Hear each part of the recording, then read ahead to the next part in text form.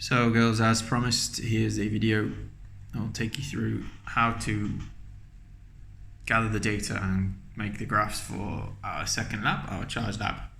So to start with, you need to pick two constants. Do not pick the same as me. I'll pick -6 and 8 as my charges. These are the values of charge. So I've got -6 microcoulombs and +8 microcoulombs for charge 1 and charge 2. Whatever you select, it needs to be written in the lab, right? Here and here. So I have here -6 and 8. You can't click it. You can't choose anything bigger or smaller than +10 or -10. But once you've selected those, you don't change those anymore. They're constants for the whole lab, so keep them the same. Then after we've selected those and we've just written them down so we remember what they are, we can look at our independent and our dependent variables. So the thing that we're changing here in a controlled way is the distance between the charges, which in the lab we decided to make between 3 and 10 centimeters. So here we'll just write in our 3 and we'll just put those all in. Hard for me to hold the phone and do this. There we go. 3 to 10 centimeters. Now we want meters, right? So this is the bit where Excel is quite useful. We can calculate it all together. If we just write equals in an equation. Any equations in Excel start with equals. And then whatever you want to calculate or do something to, select it. So G6, which is 3, divide by 100 to get meters. And there we go. We're going to do that with all of those columns, all those rows I should say. So just drag and drop, left click, drag and drop that little green square. And there's my distances. Now, you don't need to measure the force on each of these distances. So do that in Excel. And you actually need to go to the lab and make sure your charges are 3 centimeters apart to start with. You can move things around here, but just make sure that 3 centimeters is exact over the centers of the charges, right? So my 0 is over the center of Q1, my 3 is over the center of Q2. My first value there, 479.336.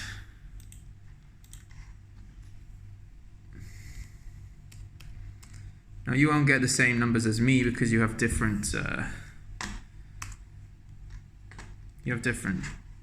charges.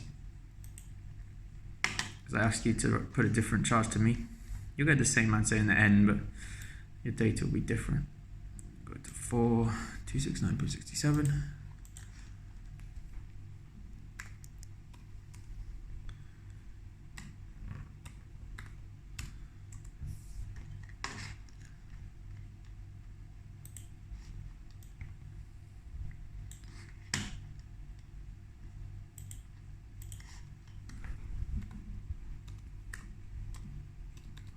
I really need to buy a selfie stick or tripod or something. I don't know why it doesn't let me screen record. Maybe I should find some software. 119.834.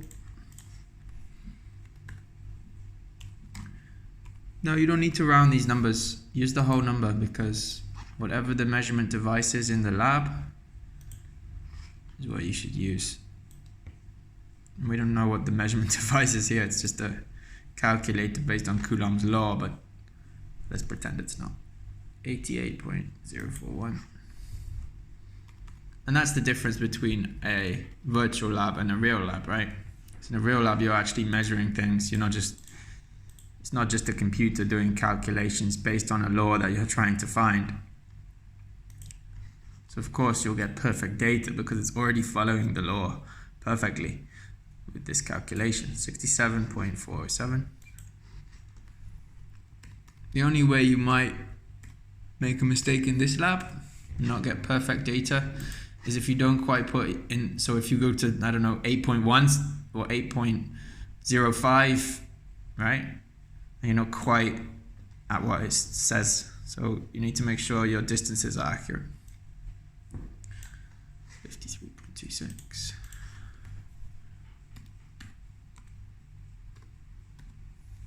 Okay, and the last one, 43.14.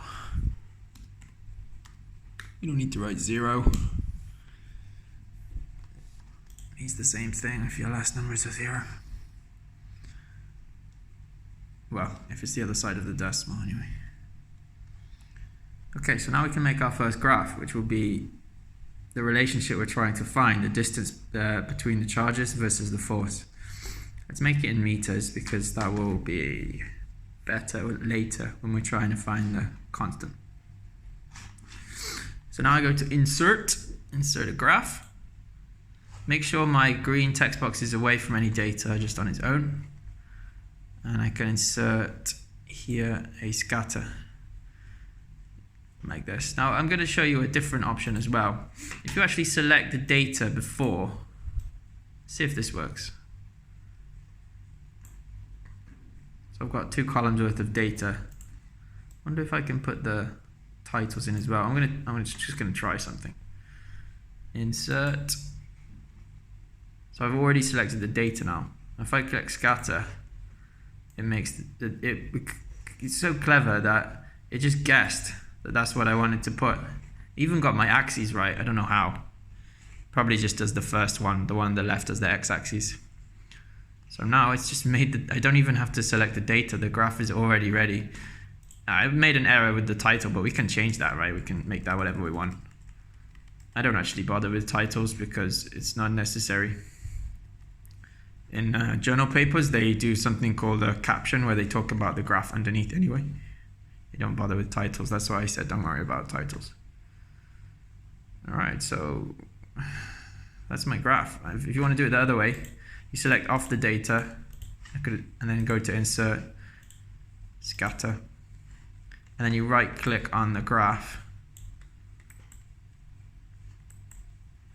select data, add, and then your x values, whatever you want on the x-axis. So I'm doing it both ways just in case that little shortcut way I showed you doesn't work.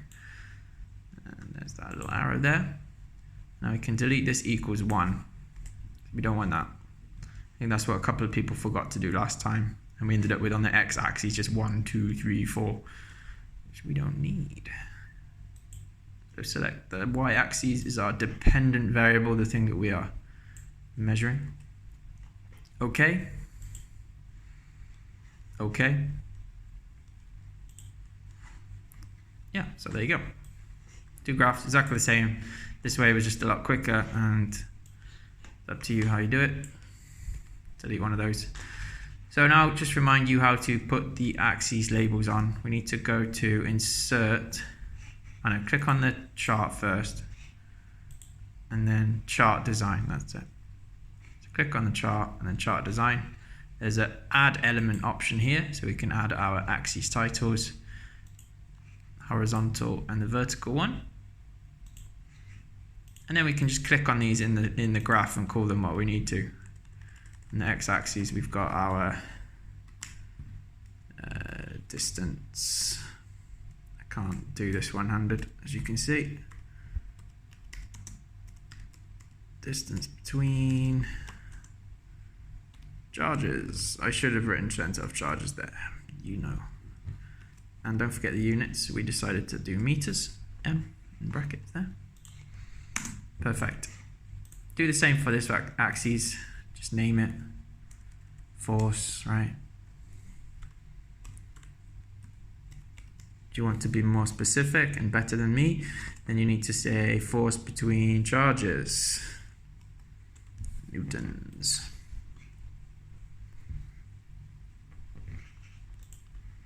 Label's done. Now let's have a look at the points, because I can clearly see this is some kind of relationship here, but what is it? Let's find what it is by using Excel to help us. Right click, select it, well, remember, okay, let's do this. Left click to select the points, and then right click to add the trend line. That's the weird bit. So it's left click, then right click. Now, over here, we've got some options. Linear, obviously not linear. Exponential doesn't fit very well either. It's better though. Logarithmic looks silly. Polynomial looks silly. And power looks perfect. Let's go with power. Moving average.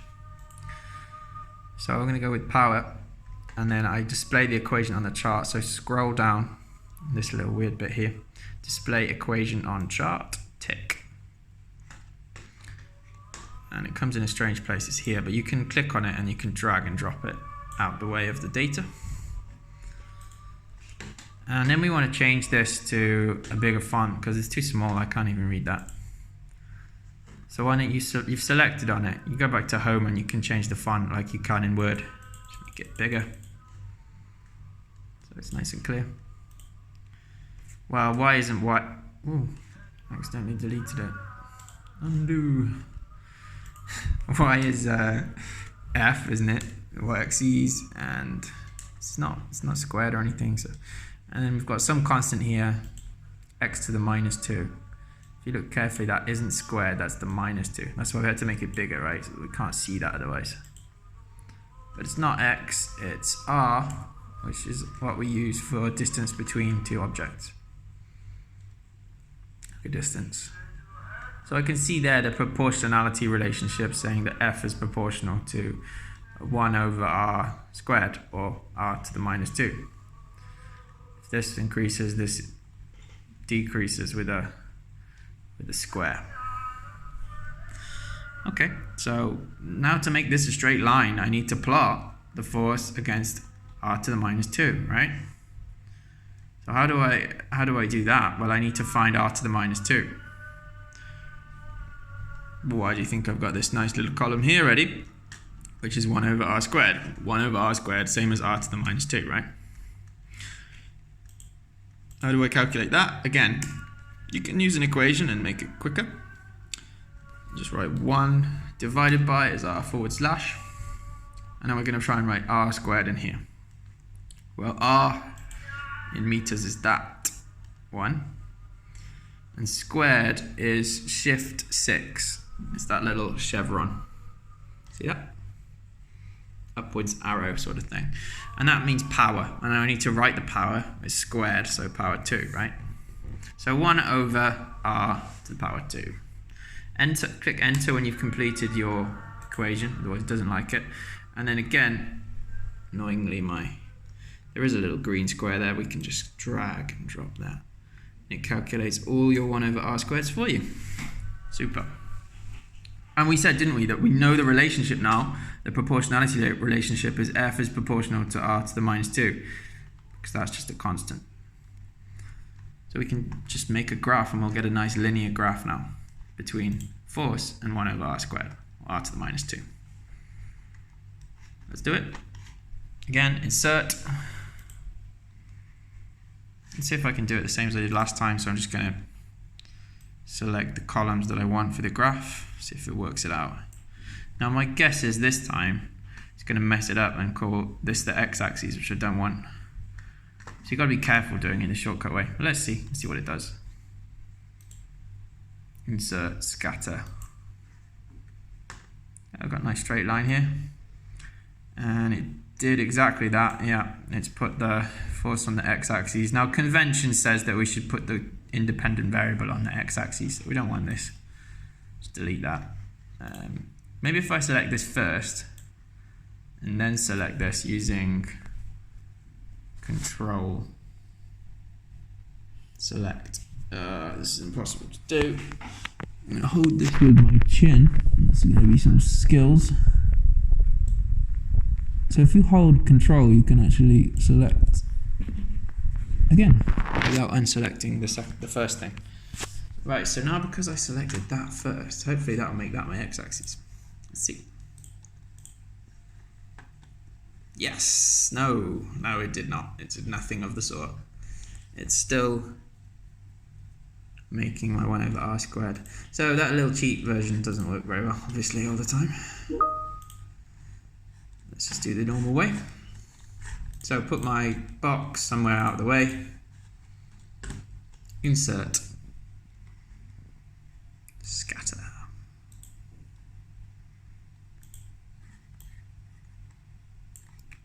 Right click, select data, add, and now in the x values, now we can choose the x values, which is my r, my independent variable. Delete the equals 1. Don't want that equals 1 in there, and then select your y values. False. Okay, that's all ready to go. Okay. Okay. Nice linearized graph. We have linearized the data because we realized the proportionality wasn't f proportional to r, it was f proportional to 1 over r squared. Now you do the same thing again, add the chart elements. Remember that's on chart design up here. And then add chart element. Add your primary, your horizontal axes. Ugh. What happened there? No idea. And your vertical. Edit those by just clicking.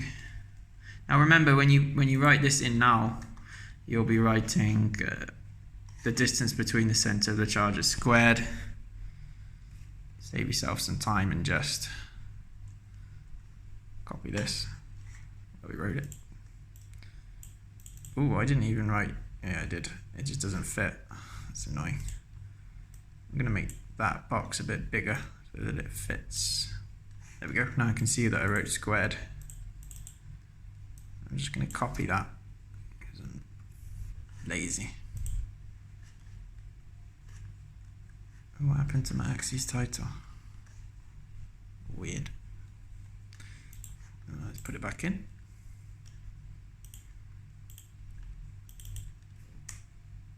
Now I can just paste it in from the table, right? There's always a way to save time.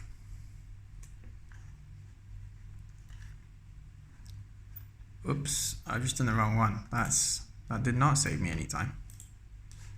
So stupid. It's the wrong axis, girls.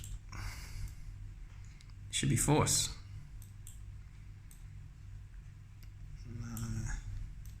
Come on, there we go. Doing this one-handed is quite difficult. Oh, my battery will shut down in 30 seconds. Fantastic.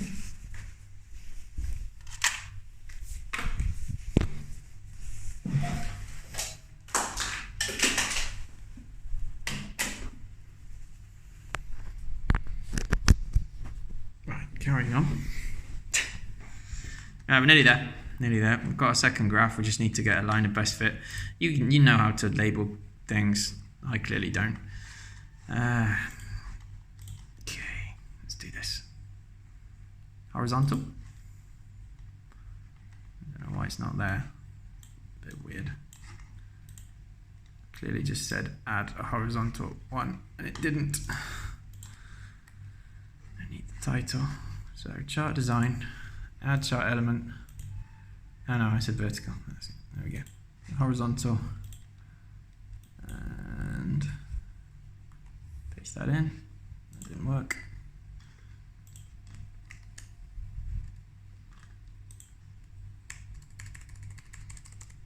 Paste that in. It's massive. Remember, you can just change things. You go to home, you can change the font sizes. Everything's good. Now we're getting there.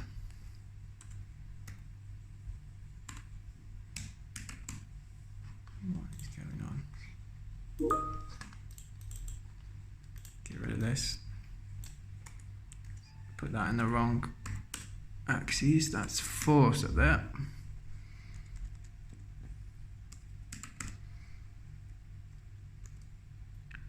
Well, if I ever lose an arm, I'll be skilled in the art of using a computer in one hand.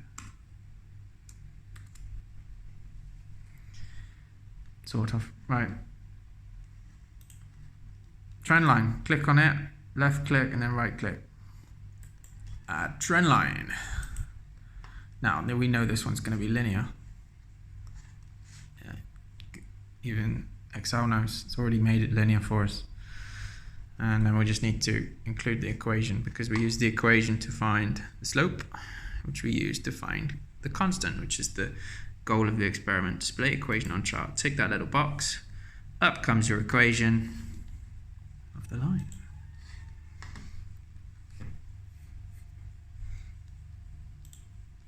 Y equals mx plus b. Let's make that a bit bigger. Let's not make that y, let's make that f. Let's not make that x, let's make that 1 over r squared. That's very difficult to do. So I'm just going to write it as r to the minus 2. I don't have to do that dumb chevron thing actually, I can just make that superscript. Let's highlight that and then just to remind you that little help there. There's a little arrow in home. You can change your numbers, your letters to either higher or lower. Superscript, subscript. We want higher, super. And yeah, there we go, r to the minus 2. So now we have our relationship between force and r. Now, interestingly, the equations show the same thing.